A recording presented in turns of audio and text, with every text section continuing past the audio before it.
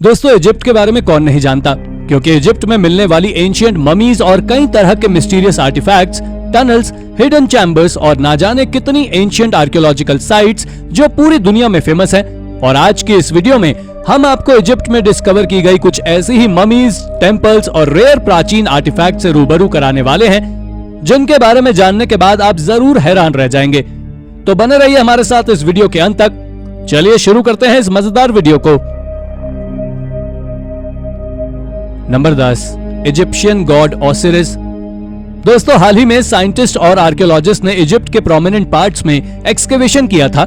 साथ ही उन्होंने थिबान नेक्रोपोलिस को एक्सप्लोर किया था, जो अपने एंशिएंट टूम्स और टेम्पल्स के अनोखे कॉम्बिनेशन के लिए जाना जाता है।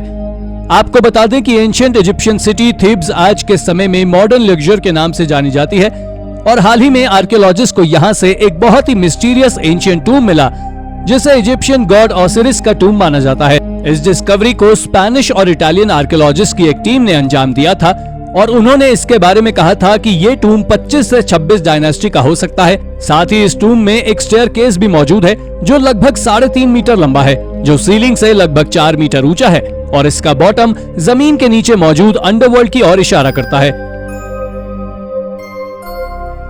Number 9, king Tutankhamun. आप में से ज्यादातर लोग ancient Egyptian boy king Tutankhamun के बारे में जरूर जानते होंगे, लेकिन आज हम आपको इनके टूम डिस्कवरी के बारे में बताने वाले हैं, जो काफी इंटरेस्टिंग है। इनके टूम को ब्रिटिश आर्कियोलॉजिस्ट हावर्ड कार्टर ने 26 नवंबर 1922 को डिस्कवर किया था। साथ ही इस डिस्कवरी को आर्कियोलॉजिस्ट की मॉडर्न एरा में की गई सबसे बड़ी डिस्कवरी के रूप में भी देखा जाता है। हालांकि हैरानी की बात तो ये है कि तूतनखामुन के टूम में से कई सारे कंटेंट्स भी मिले थे, जिसमें एक लेदर आर्मर भी था।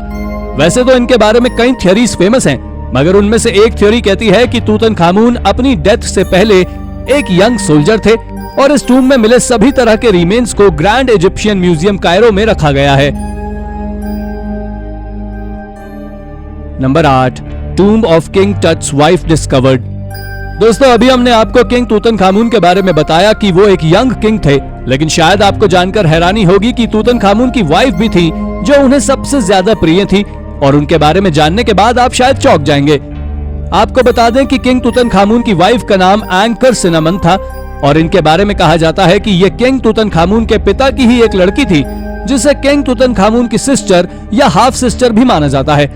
दरअसल उस समय इनका मुख्य काम डिप्लोमेटिक कॉरेस्पॉन्डेंस को और कई important female based religious rituals को करना था।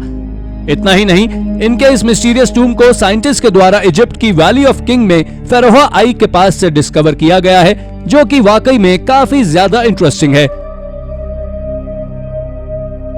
Number 7, lost temple of Ramses II। वैसे तो आर्कियोलॉजिस्ट और साइंटिस्ट ने कई सारी एंशिएंट साइट्स को डिस्कवर किया है, और उन्हीं में से एक है रामसेस II का लॉस्ट टेम्पल, जो कभी लॉस्ट और फॉरगॉटन हो गया था।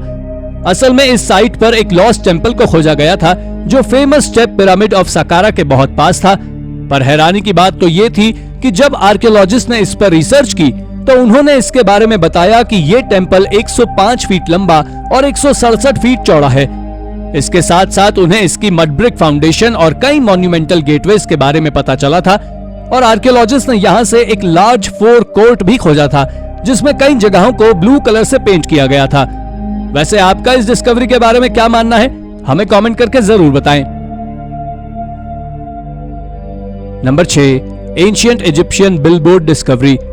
दोस्तों, आर्कियोलॉजिस्ट और साइंटिस्ट के द्वारा इजिप्ट में कई तरह की अमेजिंग डिस्कवरीज को अंजाम दिया जा चुका है, जिनमें से एक तो बिल्कुल आज के समय के मॉडर्न बिलबोर्ड की तरह लगती है, जिसको एंशिएंट बिलबोर्ड साइज्ड हायरोग्लिफ्स कहा जाता है, और इसे एंशिएंट सिटी अल कैप से डिस्कवर किया गया है। अगर हम इस हायरोग्लिफ्स के साइज के बारे में बात करें, तो ये 24.7 इंच ऊंचा है, जो कि आज के समय से लगभग 5200 साल पुराना बताया जाता है। साथ ही आर्कियोलॉजिस्ट ने यहाँ से 4 साइंस को भी डिस्कवर किया है, जिन्हें राइट से लेफ्ट डायरेक्शन में लिखा गया था। इन साइंस के बारे में एक्सपर्ट डार्नल ने कहा है कि ये लगभग 3250 BC के हैं, लेकिन आज तक कोई भी इन हायरोग्लिफ्स को समझ नहीं सका है कि आखिर इन्हें किस लिए बनाया गया होगा।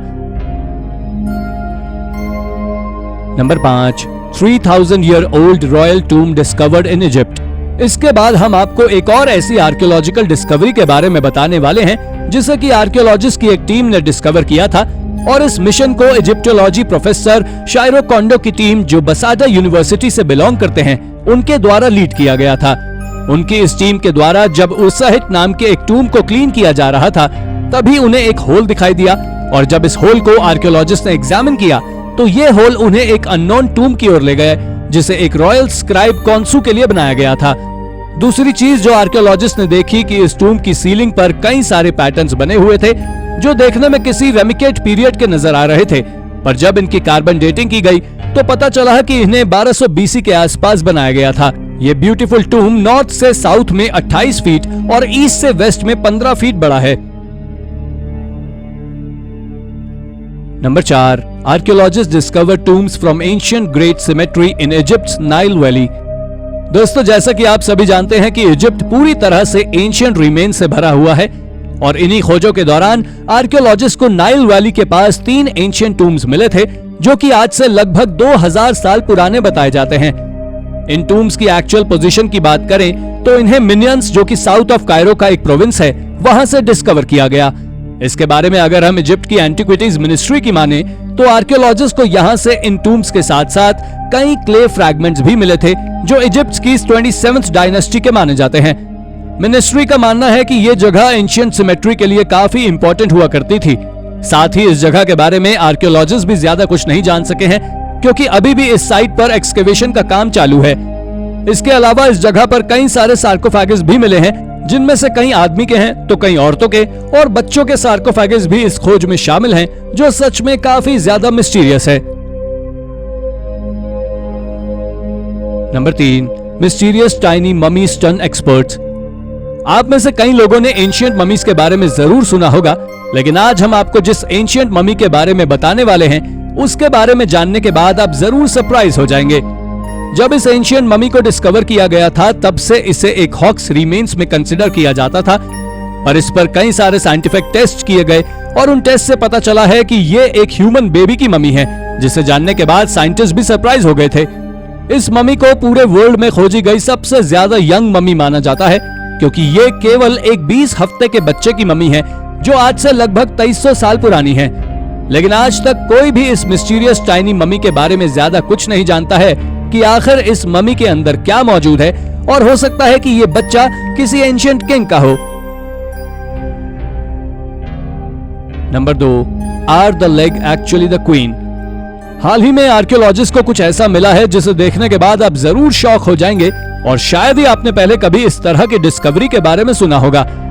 दरअसल साइंटिस्ट और आर्कियोलॉजिस्ट ने हाल ही में एक एंशिएंट रूम में से सैंडल के एक पेयर और लेग बोन्स को डिस्कवर किया है। पर जब इन लेग बोन्स का साइंटिस्ट के द्वारा एक्सरे, रेडियो कार्बन डेटिंग और सीटी स्कैन के साथ कई सारे टेस्ट किए गए, तो उन्हें पता चला कि ये लेग बोन किसी वुमन की हो सकती है, जिसकी हाइट लगभग 5 फीट 4 इंच रही होगी। एक्सरे रिजल्ट्स के साथ साथ कई सारे टेस्ट से पता चला है कि ये बोन्स किसी 40 से 60 साल की वुमन के हो सकते हैं, और कई एक्सपर्ट्स का मानना तो ये भी है कि ये वुमन क्वीन नेफर्टरी है, लेकिन ये आज तक कंफर्म नहीं है कि ये बोन्स आखिर किस क्वीन की है। Number 1, mystery of the screaming mummy. अब बारी है दुनिया की सबसे ज्यादा खतरनाक माने जाने वाली ममी की, जिसको देखने पर लगता है कि ये बहुत जोर से स्क्रीमिंग कर रही हो, और ये देखने में काफी ज्यादा डरावनी भी लगती है। इस ममी के बारे में कहा जाता है कि ये किसी एंशिएंट प्रिंस की हो सकती है, और अगर हम एंशिएंट इजिप्शियन रिकॉर्ड्स की माने तो ये प्रिंस अपने फादर को मारकर पूरे साम्राज्य पर अपना अधिकार करना चाहता था, लेकिन वो सक्सेसफुल नहीं हुआ, और इसके साथ ही इसके बारे में और भी कई सारी थ्योरीज फेमस हैं। मगर आज तक कोई भी इस ममी के पीछे छिपी सच्चाई को नहीं जान सका है, और साइंटिस्ट और आर्कियोलॉजिस्ट ने भी इससे पहले इतने ज्यादा वियर्ड ममी नहीं देखी है। एक्सपर्ट्स आज भी इस ममी के बारे में इंफॉर्मेशन जुटाने में लगे हैं, और शायद जल्द ही वो इसकी मिस्ट्री को सॉल्व भी कर लेंगे। तो दोस्तों, ये थी हमारी आज की वीडियो। अगर आपको हमारी ये वीडियो पसंद आई हो तो वीडियो को एक लाइक और चैनल को सब्सक्राइब करना ना भूलें। धन्यवाद।